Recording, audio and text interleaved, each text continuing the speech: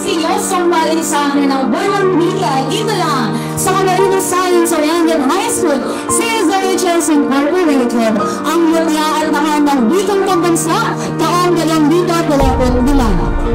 Ating nasasaksihan kung paano mabibigyan buhay ang wika sa ganda, talino at talento ng ating mga kalaro. Tandaan natin, ang wika ang kaluluwa ng ating bayan, ito ang nagbubuklit sa ating bilang isang lahi. Ako, ikaw, sila, tayo ay mga Pilipino.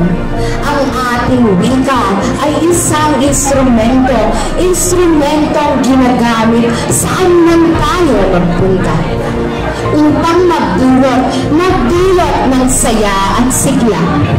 Sa bawat pagbigkas ng mga salitang ginagamit sa pang-araw-araw upang tayo'y makiisa.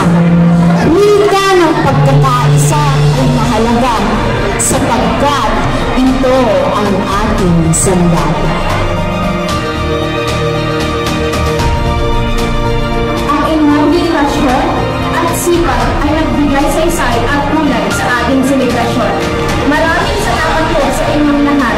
Naway patuloy natin itaguyod, mahalin at mahalagan ang ating wika at kulturang Pilipino.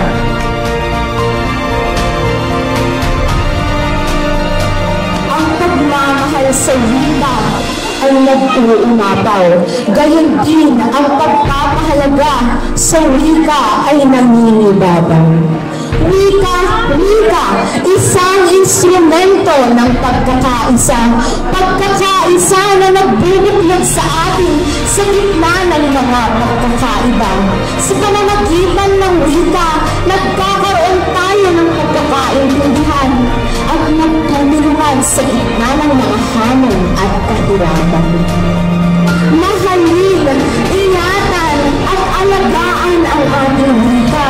Marahil ito ang magsisilbing tulay ng pagkakaisa, pagmamahal sa kapwa at sa ating bayan.